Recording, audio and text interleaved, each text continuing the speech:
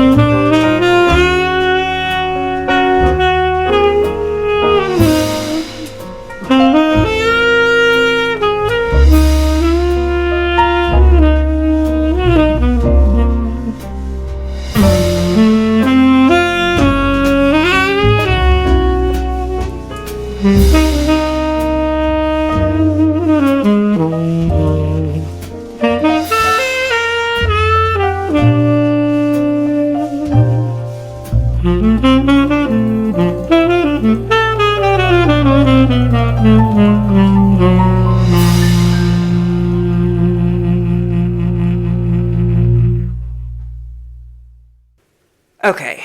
Oh boy.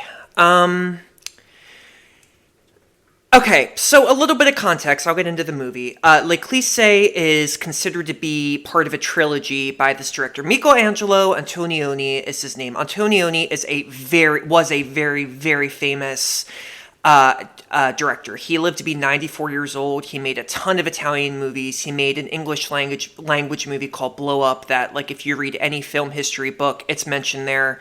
L'Eclisse is part of a trilogy, L'Avventura, La Notte, and then L'Eclisse. I saw L'Avventura many, many, many years ago in college, because I'm very old, and I don't know where I was going with that. And I remember being quite bored by it, I hate to say, because I love Italian movies. I love Italy. Never been there. Hoping to go this year. Fingers crossed, but it costs a fortune. That's why I'm hoping that I'll just get money somehow. But how do I describe Antonioni? Antonioni, again, critics absolutely revere him. They love him. Antonioni made the most, abstract, enigmatic films I think I've ever seen in my life. Now, is that a bad thing? No, there's nothing wrong with making enigmatic movies, but do I enjoy them? So far, no. You know what word best describes Antonioni's movies? Ennui. E-N-N-U-I. Ennui translates to a feeling, this is from Google, a feeling of listlessness and dissatisfaction arising from a lack of occupation or excitement. Basically, from what I've seen so far of Antonioni's movies, the characters are typically not very likable, depressed, lost, aloof, and boring. I'm not trying to be mean, I'm just being honest. That's what his movies really are like. L'Eclisse, which came out in 1962, it's a black and white Italian movie. It stars Monica Vitti, who was, she passed away just recently in 2022. She was in a lot of Antonioni movies. This beautiful actress. I tried my best to really try to understand it because it is, I'm using the word again, enigmatic. It is. It's an enigmatic movie. I tried my best, but I hate to say it, I was just bored. I love movies that make me think, but this movie, I I don't like it when I can't understand the movie that badly that I just have to Google what the hell did I just watch. But I mean, I had to do that for this movie and another one of his movies that's going to be in later episodes. I don't really get it. And I'm going to read the synopsis of this, and it's I might laugh, I might chuckle, because even just reading the synopsis, even when I was reading it, I was like, what? So, you know what? We'll see how this goes. Maybe I'll understand it better by the end. And then I'll look back at this and go, what was I thinking? So let's get started. Plot synopsis. This plot synopsis... I'm sorry, I just got loud. This plot synopsis... I get excited when I talk. I can't help it. This plot synopsis is brought to you by Wikipedia, the greatest site in the history of sites. And yes, I saw this movie a while ago, and I just skimmed through it again, and I read the synopsis, and it is accurate. So here we go. It is a Monday in July of 1961. It is dawn.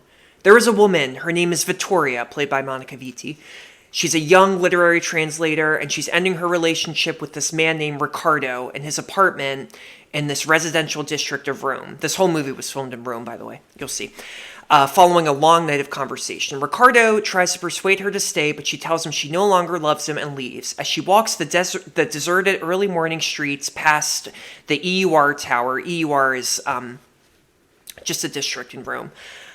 As she walks past the tower, Riccardo catches up and walks with her through a wooded area to her apartment building where they say their final goodbyes. This is a 20-minute sequence. Yeah, I'll explain again. Yes, okay. Sometime later, Vittoria visits her mother at the frantic Rome Stock Exchange, which is very busy upon Vittoria's entrance. There's a young stockbroker named Piero, played by French actor Alain Delon, who was still alive, born in 1935 and still alive, and he was this big sex symbol, hot guy back in the day. She overhears this guy, his name's Piero.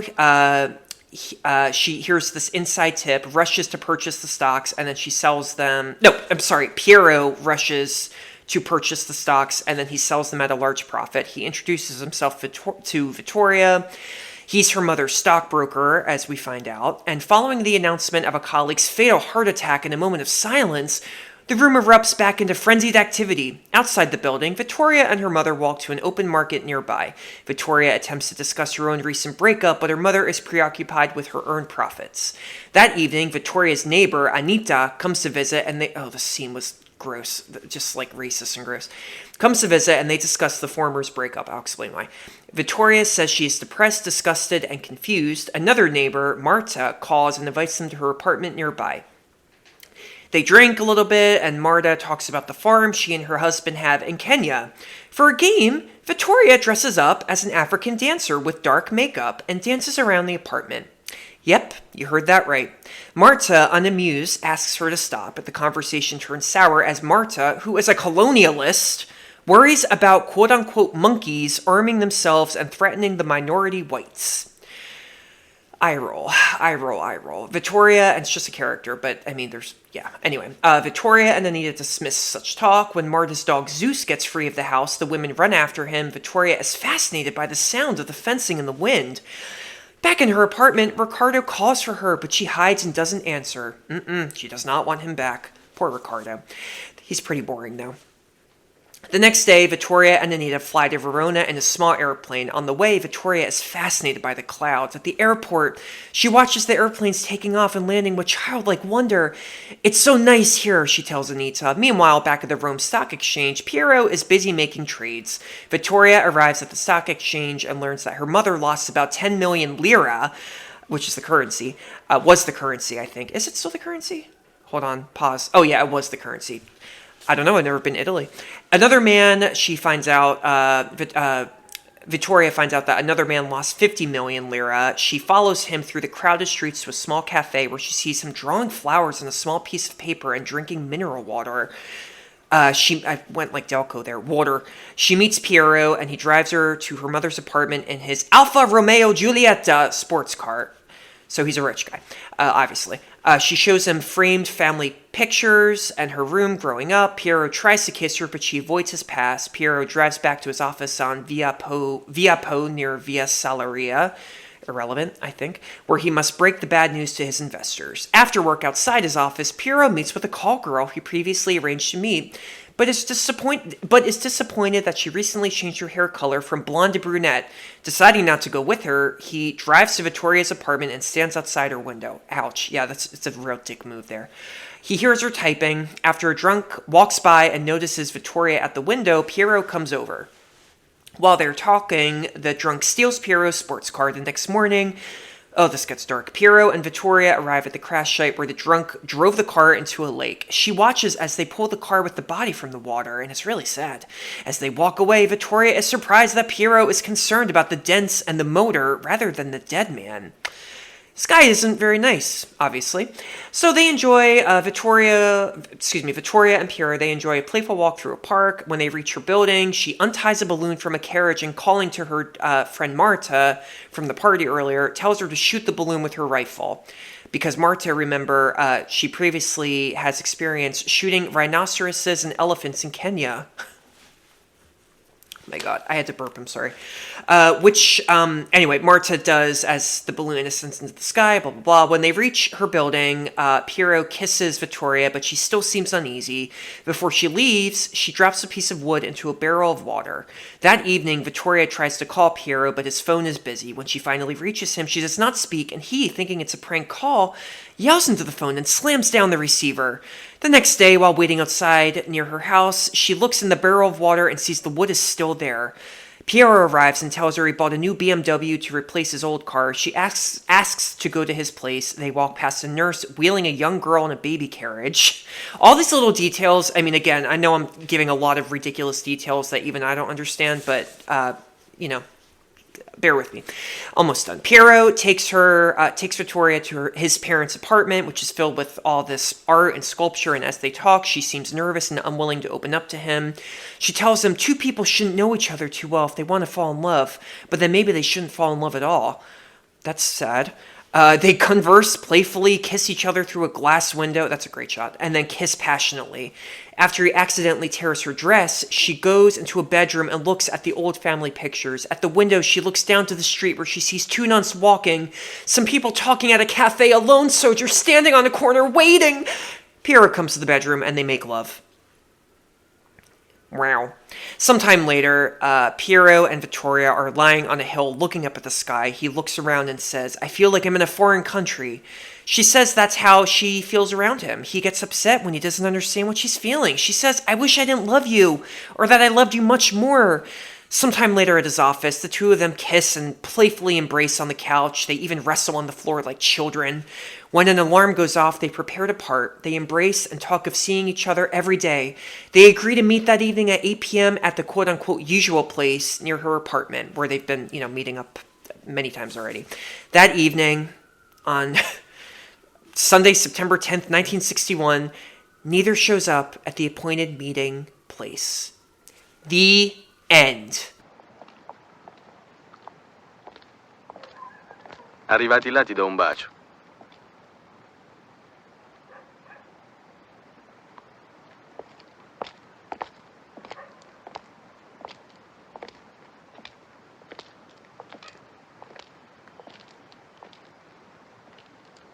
Siamo a metà. Okay, so what does it all mean? What does it all signify? The thing I got from this movie, it's like I said at the beginning, everybody is... I feel like what Antonioni is trying to say in this movie is that everybody sucks. Like, plain and simple. Everybody sucks. Everybody is greedy. Everybody loves money. Everybody loves to break up with their people and have affairs and be assholes to prostitutes and not care about when people die and just care about, consumerism and materialism more and big cars and all of that. That is what I got from this movie. I like that. It's bleak. It's very, very bleak. It's very depressing. It's very true, though, that this is life. It's not all sunshines and rainbows. There are a lot of assholes in this on this planet. My issue with L'Eclisse is the pacing. This is a 2-hour movie that could have been an hour and a half long.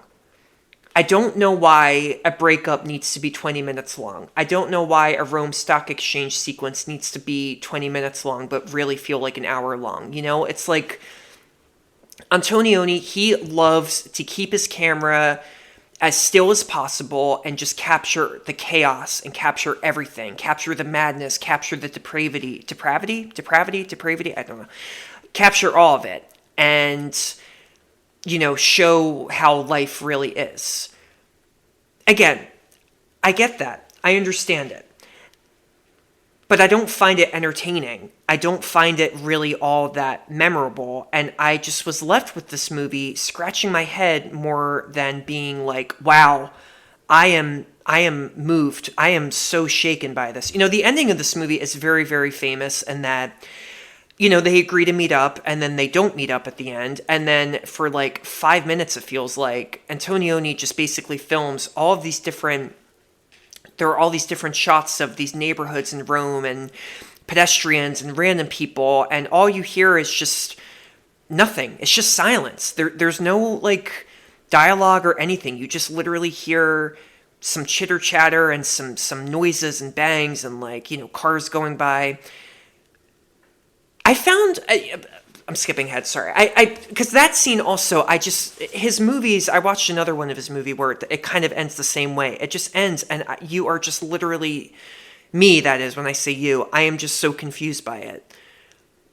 I found on BFI, British Film Institute's Sight and Sound website, that this is what they said about the ending, and I think more so what the movie is trying to say. If Antonioni is playing with the idea of the cyclical of circularity, it is not glibly, all right, I don't know what that means.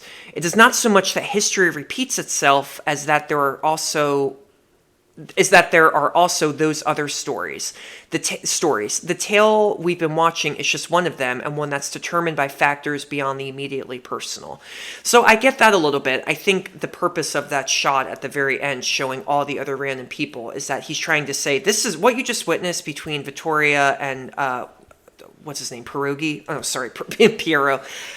They're just one story, and there's probably a lot of other damaged, really depressed, unhappy, emotionless, hate to smile, scowling people out there in the universe. Now, like, does this justify what we've all just watched? Would I ever want to see, like, a sequel to Les Clichés or, you know, something like it? No, not really. So I think overall in general, my review is a very different movie, a very artistic movie, this is a movie that, you know, has a lot to say, but I think it's just so dragged out that it becomes unwatchable in a way. I don't care that characters are unlikable in any movie. I really don't mind that. If they're, you know, fictitious, of course, but this one, I think the point Antonioni was trying to say, it just could have been said so much quicker and maybe just a little bit better. I don't know. It's like one big theme this whole movie, and that's it. And it's 2 hours of that theme. Everybody's an asshole. That's kind of what I got from this movie. But you know what? I'd recommend it. It is a very famous movie, and his other movies, L'Avventura and La Notte, you know, they're part of this trilogy. I know Martin Scorsese, like, loves this movie, and, well, anyway, that's a good segue. Let me get into, what is that? Behind the Scenes, Secrets and Scandals. Wait, let me say that again. BTS, Secrets and Scandals. And let me say it again. BTS, Secrets and Scandals! So, like I said, Les Clichés was filmed entirely in Rome. It premiered in Milan in 1962. It also was shown at the Cannes Film Festival. Wow, that is an old festival. That's pretty amazing. And the movie was not very It was not financially received well when it came out, except for in Japan. Why Japan? I have no idea. And you know what? People don't really know either. It is just very popular over there. To this day, it's still very popular. There's a lot of imagery in this movie of, you know, Viti and I forget his name, Alain, the French guy, you know, them caressing. There are a lot of, you know, images of them that really resonate with people in Japan, apparently. So that's interesting. To prep for this movie, Antonioni traveled. Okay, this is actually interesting. So he traveled to Florence to film before this movie was even made. He just needed some inspiration. He went to Florence to film an actual solar eclipse. He said of this experience, there was a silence different from all other silences, an ashen light and then darkness, total stillness. I thought that during an eclipse, even our feelings stop. Out of this came part of the idea for L'Eclisse. First of all, isn't it dangerous to look at an eclipse? Won't you, go blind? Even during the Twilight Saga eclipse, I was like, well, when's the eclipse going to happen? Am I going to go blind? I mean, seriously. So, good for... It's brave of him. It's kind of like when Trump looked at the eclipse and everybody was like, is he going to go blind? All right, I'll shut up now. I like eclipses. Eclipses are really cool. So that is definitely matches the style of this movie. The entire movie is pretty much like watching an eclipse because the movie is very still. It is very dark. It is very silent. This was also the last black and white movie Antonioni ever made. He was L'Avventura and La Notte are also filmed in black and white. The cinematography too is very well in this too. That is another thing that I did like about the movie. Some U.S. exhibitors were so perplexed by the non-verbal long ending that they simply chopped off the last 7 minutes. So, I'm not alone. This movie and that ending especially. See, the ending didn't really bother me. It was more the first 120 minutes that bothered me more.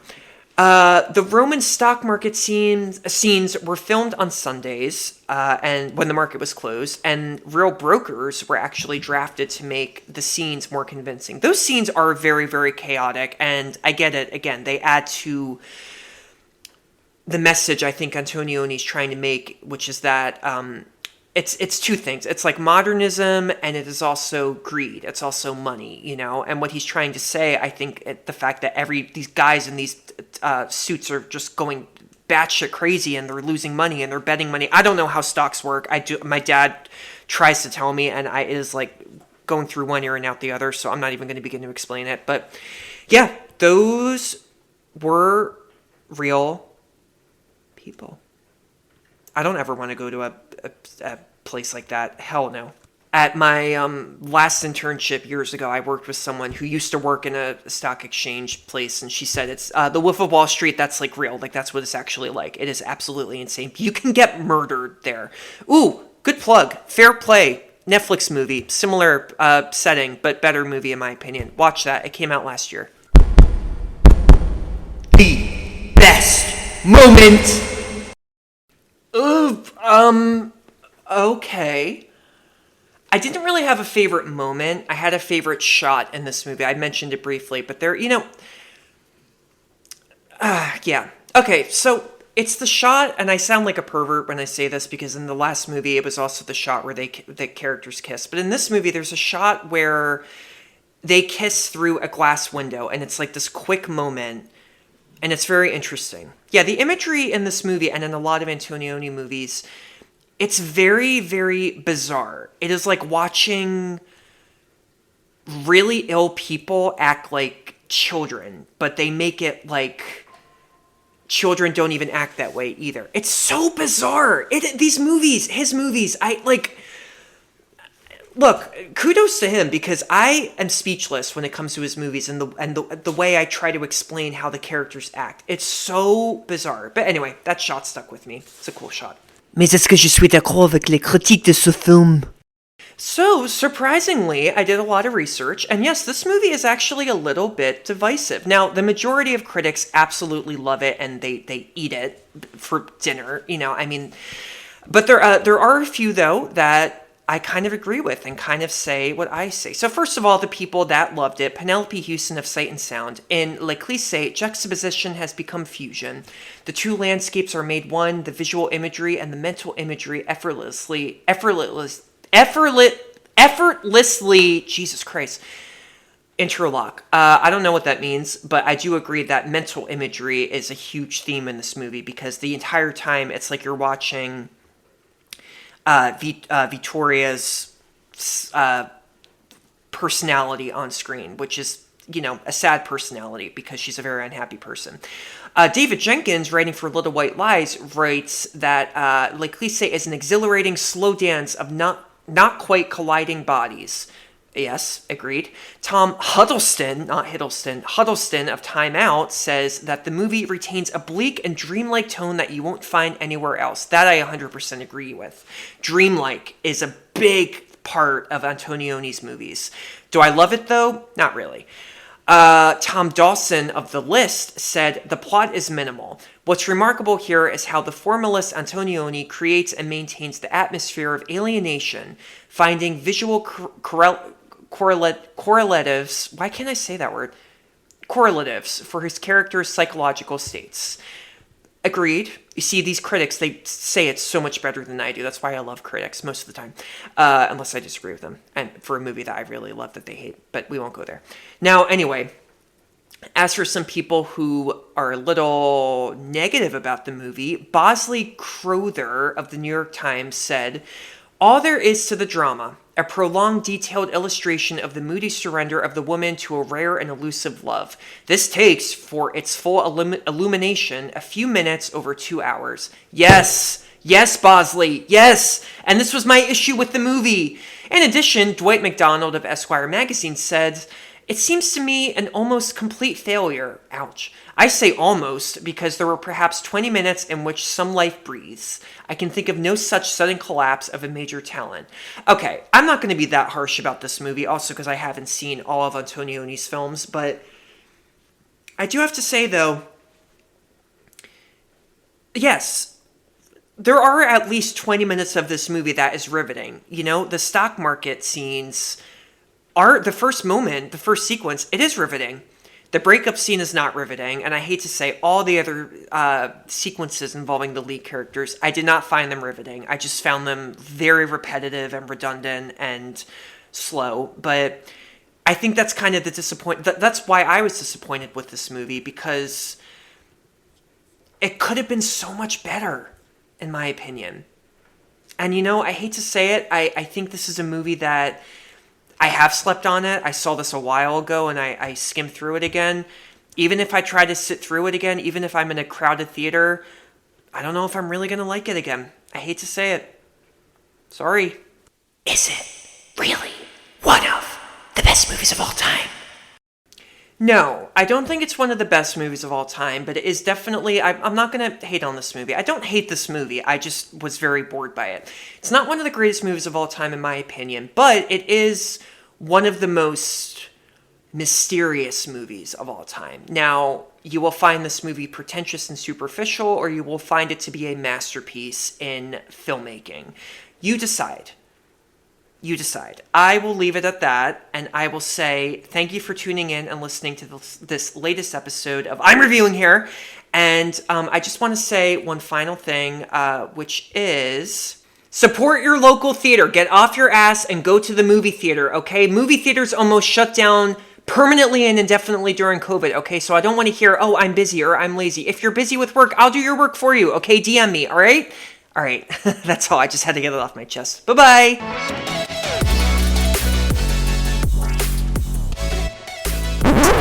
Oh, you made it. Thank you so much for tuning in to another episode of I'm Reviewing Here. New episodes drop Tuesdays and Fridays. You can get this podcast wherever you get your podcasts.